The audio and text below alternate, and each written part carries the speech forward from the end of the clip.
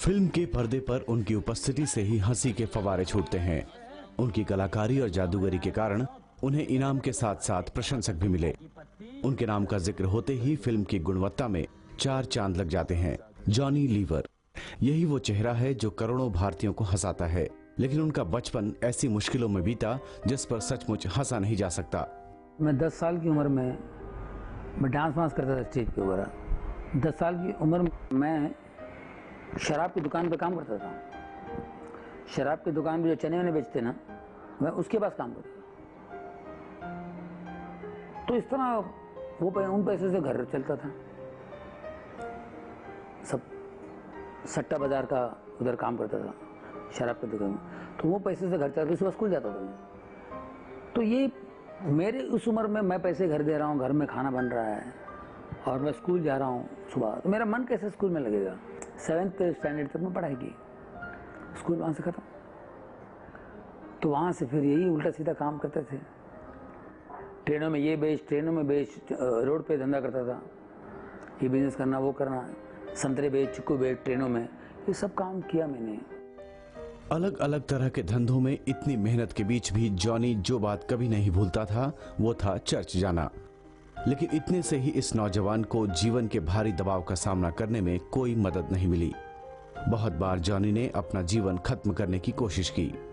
एक बार खुदकुशी करने चला गया था मैं, रेलवे लाइन पे जान देने के लिए चला गया था। मैं 14 साल का था, मेरे सर पर इतना बर्डन होता था।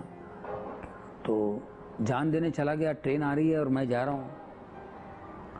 तो अचानक जैसे ट्रेन नज़दीक आई, मेरी 3 बहनें मेरे सामने आई।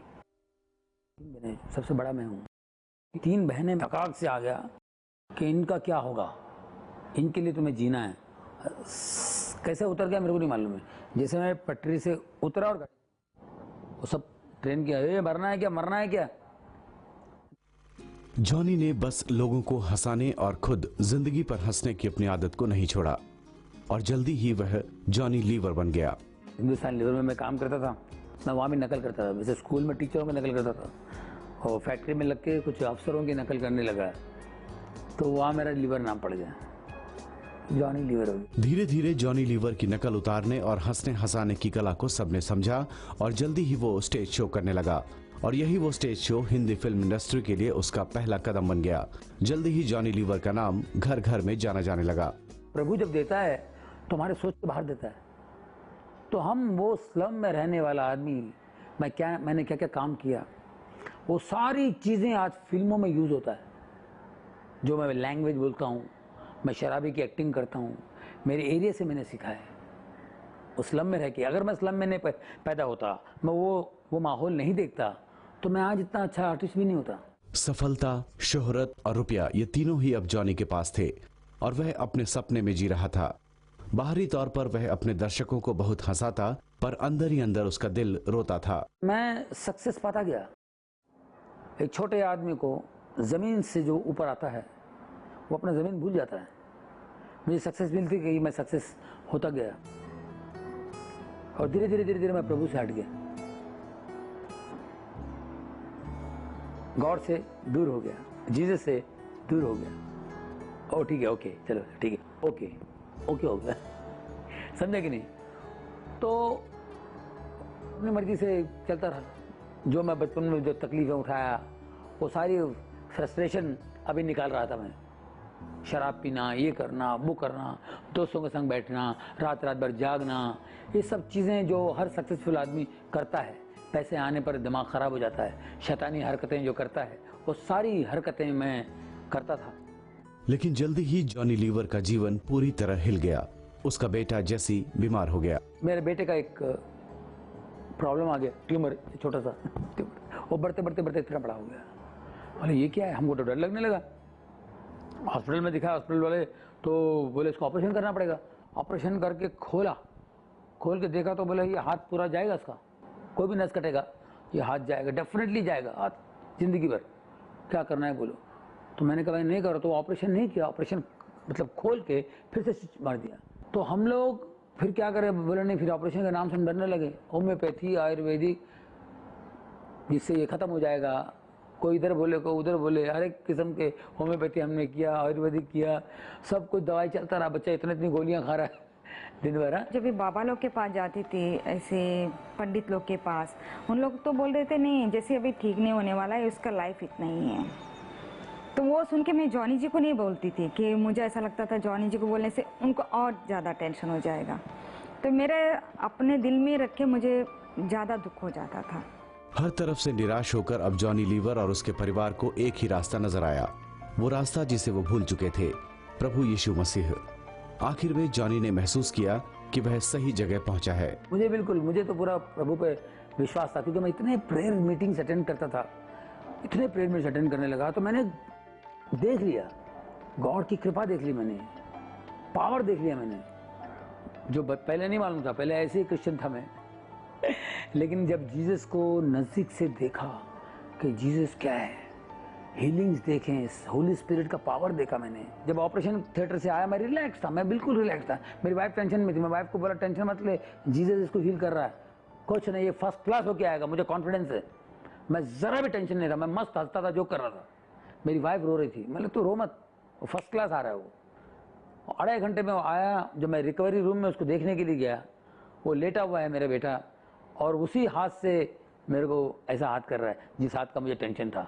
इसका ऑपरेशन के बाद मैं और जॉनी जी, हम लोग ऐसा लग रहा था ये अब भी पैदा हो गया, हमारे लिए ऐसा हुआ था।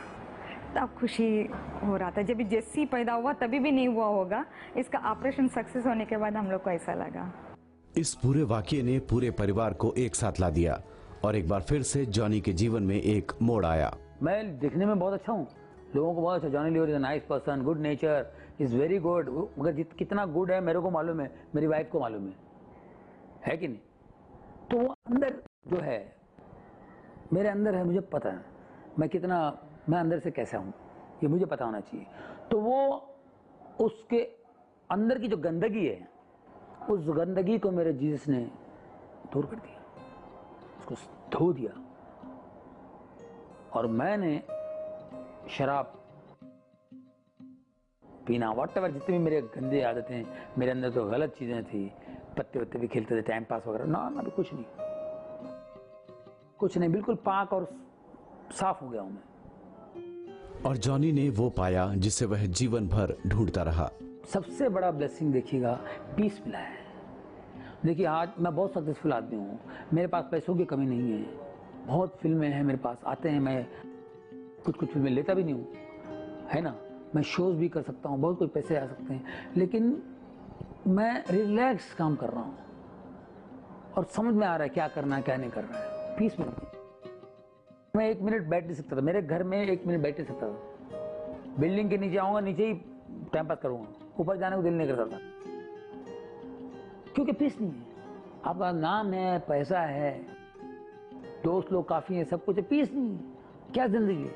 क्योंकि आपके जीवन में जीसस नहीं है, पीस नहीं है। आपके जीवन में जीसस आ जाता है तो पीस भर के आ गया। आजकल जॉनी लीवर प्रभु यीशु मसीह के वचनों को बांटने के हर अवसर का फायदा उठाता है। लोगों के दिलों को हंसाकर जॉनी लीवर जानता है कि यह सही खुशी प्रभु यीशु को जानने के बाद ही मिलती है।